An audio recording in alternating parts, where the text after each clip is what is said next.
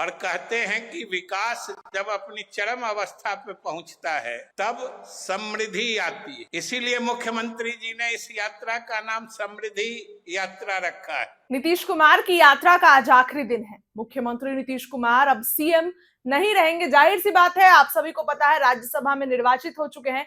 पटना में अपनी यात्रा का समापन कर रहे हैं। भावुक नजर आ रहे हैं उनके करीबी विजय चौधरी।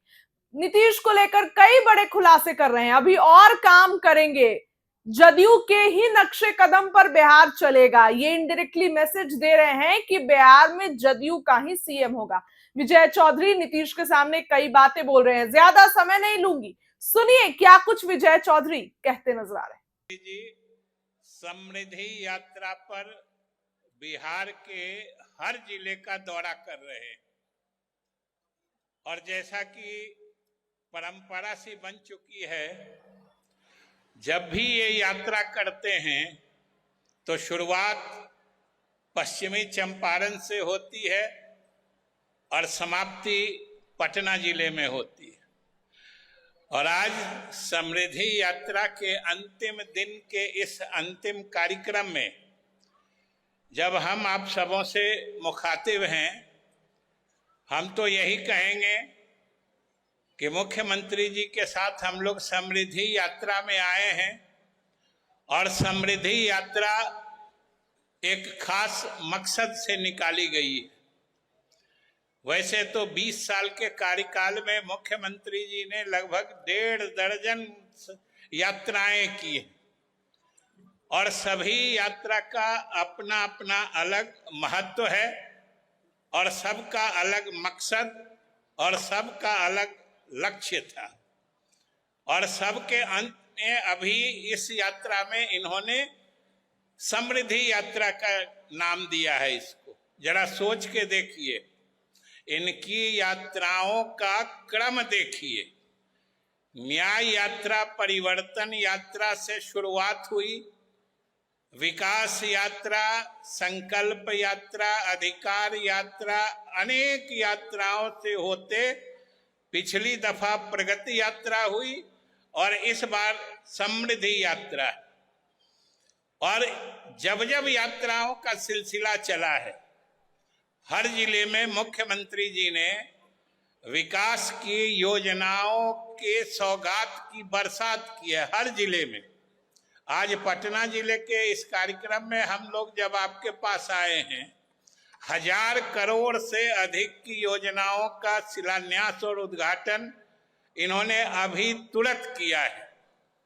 और साथियों, 20 साल से जो इन्होंने विकास की गंगा बहाई है, उसमें इनके द्वारा संपादित की गई यात्राओं का भी अपना खास महत्व है।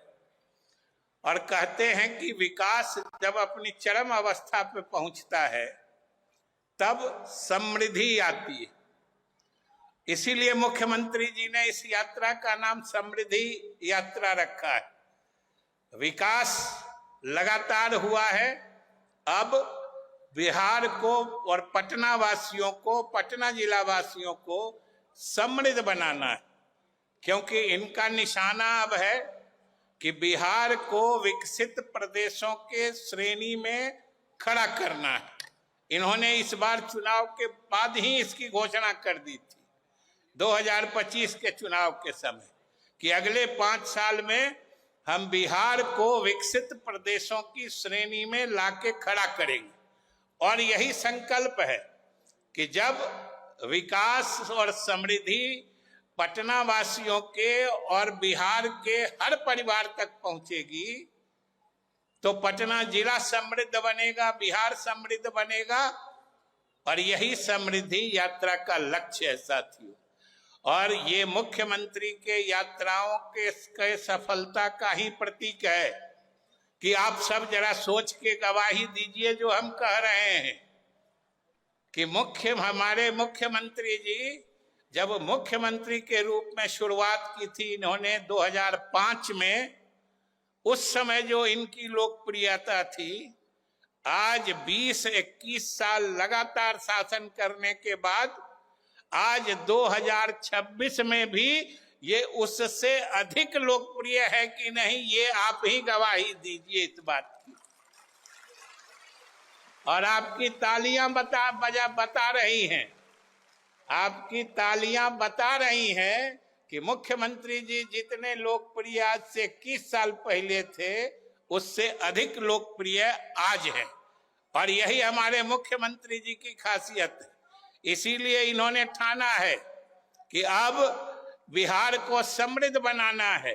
इसलिए आइए साथियों, इस समृद्धि यात्रा की सभा में हम सब संकल्पित हों कि नीतीश कुमार के हाथों में इतनी ताकत दें जो 20 साल पहले से आपने दी है, उससे भी अधिक ताकत, क्योंकि अब अंतिम शिखर पर पहुंचना है बिहार को। इतनी ताकत दें कि बिहार समृद्ध हो जाए। और याद रखिएगा अंतिम बात के रूप में कि आने वाले समय में भी स्पष्टता से सुन लीजिए, जो भी एनडीए की सरकार बनेगी वो नीतीश कुमार के बताए रास्ते पर ही चलेगी, क्योंकि जनादेश नीतीश कुमार जी के नाम का है।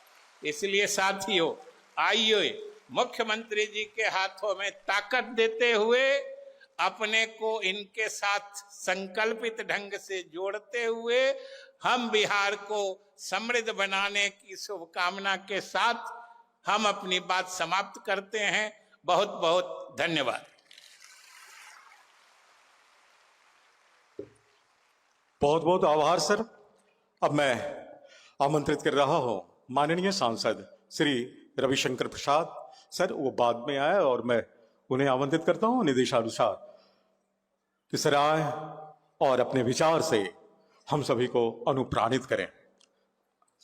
आ जाए सर। माननीय सांसद श्री रविशंकर प्रसाद जोरदार तालियों से अभिवादन करेंगे।